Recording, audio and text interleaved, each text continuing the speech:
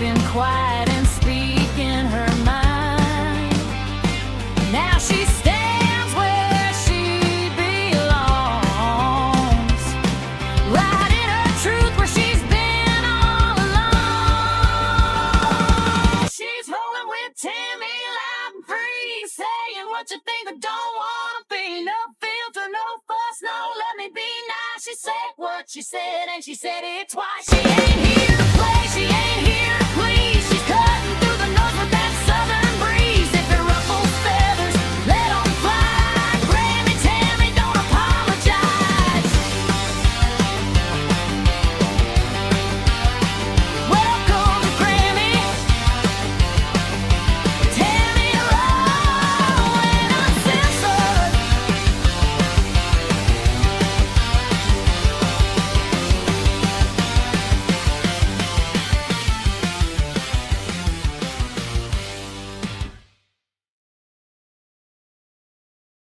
Hey there, Mama Bears and professional eye rollers.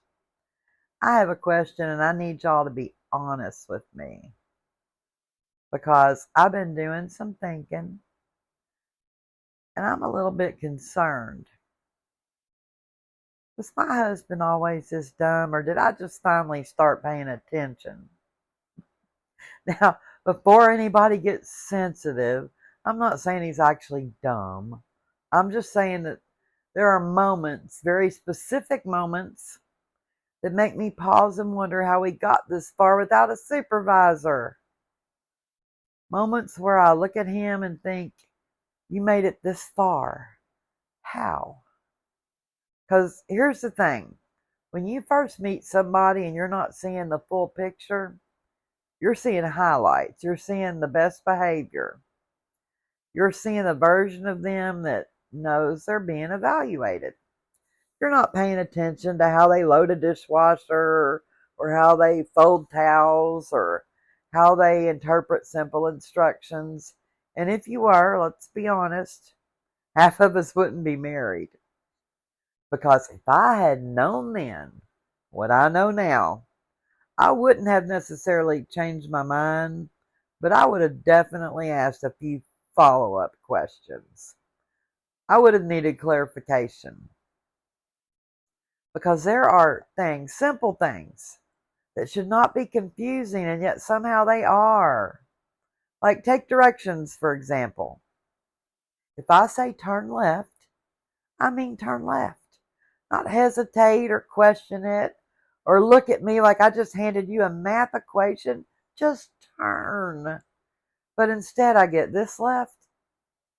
No, not that left, the invisible one. The imaginary left that only you seem to be considering. And now I'm sitting there in the passenger seat, staring out the window, reevaluating every single decision that led me to this moment. And there's common sense. Because I truly believed deep in my soul that common sense was something everybody had. I was wrong. There are moments where I will watch him do something and I just stand there quietly, trying to understand what part of his brain approved that decision.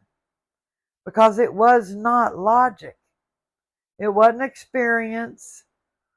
It was something else entirely. Now let me be clear, he is not incapable. He's just selectively functional. Because the same man who can fix something complicated will turn around and ask me where something is that is directly in front of him. And I mean directly, eye level, within arm's reach. And he's standing there insisting, I can't find it. So I walk over, look at it, point to it, and he says, oh, that's all we get? No apology, no acknowledgement, just, oh. And I'm supposed to act like that didn't just happen. And don't even get me started on when he decides he's going to fix something. Because that right there is a full event. That's not a quick task. That's not a let me handle this real fast. No, That's a complete production. Because I'll say something simple like, hey, this cabinet door's a little loose. That's it. That's all I said. In my mind, that means tighten a screw, move on with your life. In his mind, that means he needs to fix it himself because we are not paying somebody to do something he can easily handle. Oh, he's very passionate about that part. We're not wasting money. I've got it. No problem. Okay. All right. It was just a simple fix, but you've got it. So now we're on hour one. Tools are out. Drawers are open. Things are being removed that had nothing to do with the original problem, whatever that might be. And I'm standing there thinking, this feels excessive, but I keep my mouth shut because I have learned if I say anything, I'm hovering, I'm watching, I'm nagging, I'm making him nervous. Sir, I'm standing in my own kitchen trying to understand why a slightly loose cabinet door has turned into a full home renovation. It was a screw and a screwdriver. That was it. But that's not hovering, that's concern. Because now we're on hour two. He's tired, he's frustrated, he's sighing loudly, and somehow, this has become my fault. Even though I said from the beginning when I saw how we were going to blow this out of proportion, just call somebody. Oh no, we're not doing that. We were saving money and time. That was the mission. But now he's sweating, irritated, and looking at me like I personally assigned him this job. And I'm standing here thinking I didn't even want this. I would have happily paid somebody if I'd known it wasn't just a screw. I would have tipped them. I would have offered them a snack. Instead, I'm watching my husband spiral over a cabinet hinge. And by the time he's done, the original problem is still there, but we've added 3 new ones. And he steps back, looks at it, and says, that should work. Should? I don't want should. I just wanted fixed. I wanted resolved. I want to never think about this cabinet again. Instead, I now have something that kind of works if you don't touch it too hard or breathe near it. And then he asks, does that look better? And at that point, I have a decision to make. Tell the truth and hurt his feelings, or lie and protect the peace. And most of the time, what do we do, ladies? We protect the peace. Because I do not have the energy for a follow-up argument. But in my head, I'm thinking, we could have just called somebody if it was this difficult. We could have had this handled in 20 minutes. Instead, we've spent half the day creating a new problem that we're going to ignore until it becomes unavoidable. And that right there, that's marriage in a nutshell.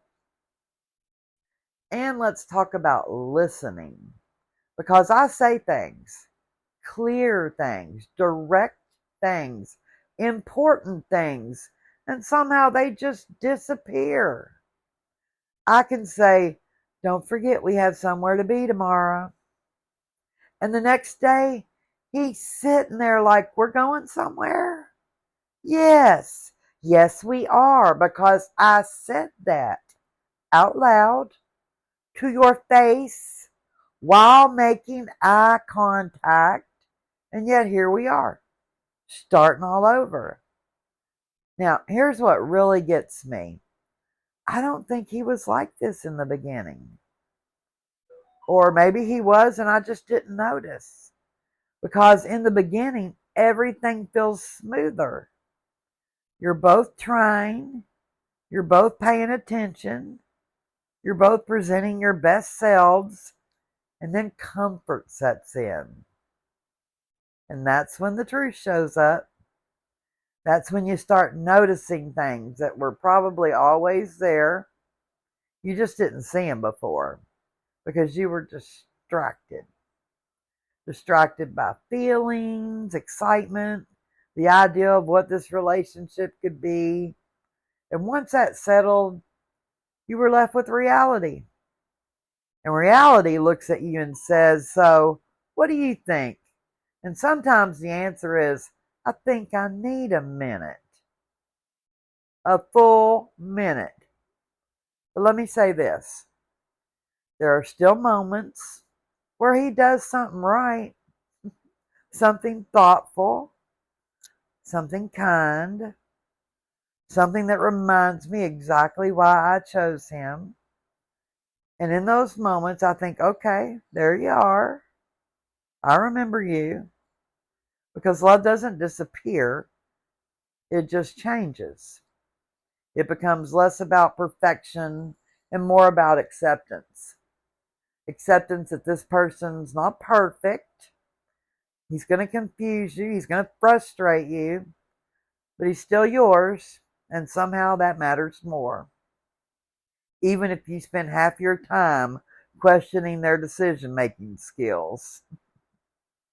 Meanwhile, Grammie Tammy's going to be over here watching her husband start another project, keeping her opinions to herself, believe it or not, and wondering if he was always like this, or if I just finally noticed.